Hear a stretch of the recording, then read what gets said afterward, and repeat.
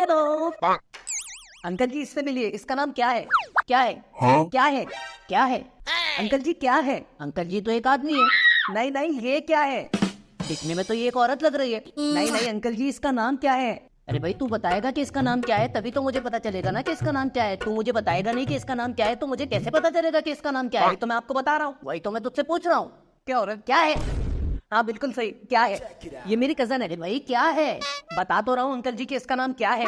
अरे भाई ये तो तू पूछ रहा है ना कि क्या है। एक मिनट एक मिनट एक मिनट पापा, इनका जो नाम है ना, इनका नाम ही क्या है? क्या?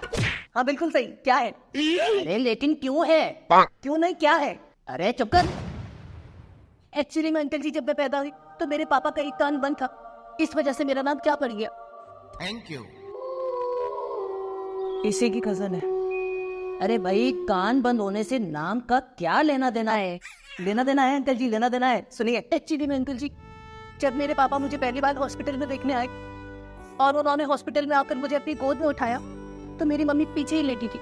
मम्मी ने पापा से पूछा कि सुनिए, हमें इसका कुछ नाम तो रखना चाहिए। पापा को सुनाई नहीं दिया और पापा ने पूछा क्या, और इस तरह मेरा नाम क्या पड़ गया। क्या जी, क्या? और हाँ अंकल जी, इसकी एक बहन का नाम तो है। उस दिन इसके मम्मी पापा का झगड़ा चल रहा था, इसलिए इसकी मम्मी के पूछने पर इसके पापा ने कर दिया। नहीं नहीं अंकल जी, उस तरफ नहीं, इस तरफ। अरे चुप कर तू, ये कोई नाम होते हैं क्या रखने वाले? अरे उस दिन अगर इसके पापा को हॉस्पिटल में छींक आ जाती तो क्या इसका नाम अच्छू रख देता? हाँ अंकल जी है ना, इसकी एक बहन का नाम अच्छू है। उस दिन इसके पापा को जुकाम हुआ था, है ना? अरे तुम दोनों पापा मेहमान है, छोड़िए ना, ऐसा मत करो। जाने दीजिए, कोई और बात करे। अच्छा खैर, कहाँ रहती हो बेटा? अंकल जी आपको पता है ये लाहौर से आई है। आपको इसकी साफ उर्दू देखकर अंदाजा हुआ। अरे डकी भाई की तरह ये रे को रे भी नहीं बोलती। अच्छा, कराची घूमने आई हो? कैसा लगा कराची तुम्हें? आते ही मेरे साथ यहाँ पर एक हादसा हो गया अंकल जी। क्या हुआ बेटा, क्या हुआ?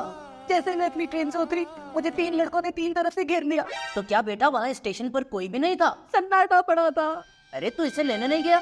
मैं गया था अंकल जी इसको लेने के लिए एयरपोर्ट पर वो एयरपोर्ट वालों ने बोला कि इसकी ट्रेन वहाँ पर नहीं आएगी। उल्लू के पट्टे, वहाँ इसकी ट्रेन तो क्या, दुनिया की कोई भी ट्रेन नहीं आएगी क्योंकि वो एयरपोर्ट है। फिर बेटा तुमने मदद के लिए किसी को आवाज लगाई? जी हाँ बिल्कुल, दूर स्टेशन पर एक अंकल झाड़ू लगा रहे थे। मैंने उन्हें फौरन आवाज देकर बुलाया कि भाई साहब प्लीज यहाँ आइए, यहाँ मदद की जरूरत है। इन 3 लड़कों ने मुझे 3 तरफ से घेर लिया है, इनके पास एक लड़का कम है। जल्दी से यहाँ आकर मुझे चौथी तरफ से घेरिए। मैं चौथी तरफ से भाग गई तो मेरा मतलब है कि तुमने अपनी मदद के लिए किसी को आवाज लगाई कि नहीं? एक अकेली औरत आखिर कर भी क्या सकती है अंकल जी। मैंने उनसे रिक्वेस्ट की, उनके आगे हाथ जोड़े कि प्लीज यहाँ से दूर चले जाओ, दूर चले जाओ, दूर चले जाओ। ये कौन सा दूर जाना हुआ भाई? खैर बेटा तुम्हें अपने घर के किसी मर्द को साथ लेकर आना चाहिए था। अंकल जी ये बेचारी उन्हीं से तो भाग कर आई है। क्यों? क्योंकि अंकल जी जिस बॉय से मेरे पापा मेरी मैरिज करवाना चाहते थे उसका सिर्फ 1 फुट था। तो बस बेटा अब और कितना चाहिए था? पापा वो पैर की बात कर रही हैं। मेरा मतलब है बेटा कि तुम अपने पापा को बता देती ना कि तुम इस रिश्ते से खुश नहीं हो। उस रिश्ते से तो क्या अंकल जी, मुझे तो मर्द जात से ही नफरत है।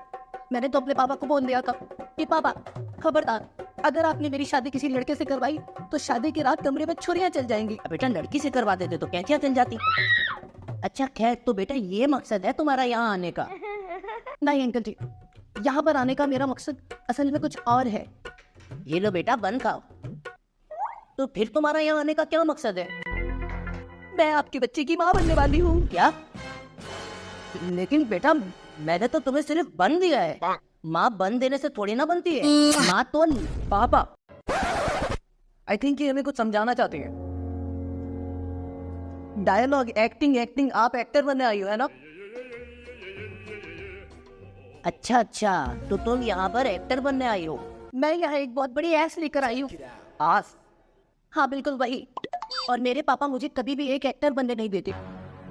असल में अंकल जी, हम एक बहुत ही शरीफ और दीनदार घराने से ताल्लुक रखते हैं। वाह माशाल्लाह। हमारे खानदान में तो लड़की को छोटी उम्र में घर से ज्यादा दूर भी जाने नहीं दिया जाता है। मेरी एक कजन थी, वो पहले माँ बनी और फिर जब उसकी शादी हुई, नहीं बेटा तुम थोड़ा उल्टा बोल गए। वो पहले उसने शादी की होगी फिर वो माँ बनी होगी। नहीं अंकल जी, मैंने बताया ना आपको कि हमारे खानदान में लड़की को अकेले छोटी उम्र में घर से ज्यादा दूर जाने नहीं दिया जाता है। तो क्या मैटरनिटी होम उसके घर के करीब था, शादी हॉल दूर था।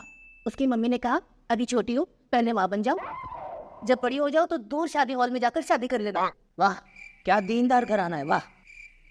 लेकिन बेटा तुम एक्टर बनोगी कैसे? तुम्हारी शोबिज इंडस्ट्री में किसी से जान पहचान है? जी बिल्कुल अंकल जी, एक बहुत बड़ा एक्टर हुमायूं सईद मेरे जानने वाला है। अच्छा, मतलब हुमायूं सईद के अलावा एक बहुत बड़ा एक्टर भी तुम्हारा जानने वाला है?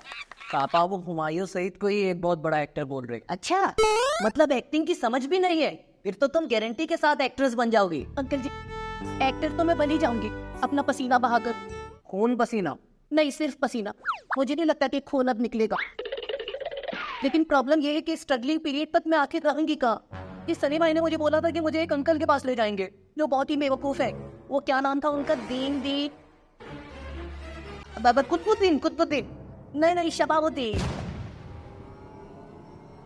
सनी भाई ने कहा कि एक तो वो पहले से ही बेवकूफ है, लेकिन मैं उनसे 2-4 इमोशनल बातें करूंगा तो वो तुम्हें 1-2 महीना क्या पूरा 1 साल भी अपने घर पर रहने देंगे। पता नहीं मुझे वहां कब लेकर जाएंगे। बेटा तुम तो यहाँ पर रह लो जब तक तुम रहना चाहती हो, लेकिन जरा मैं सनी को अपने साथ कहीं काम से ले जा रहा हूँ। कहाँ? नजदीकी हॉस्पिटल। तेरी तंग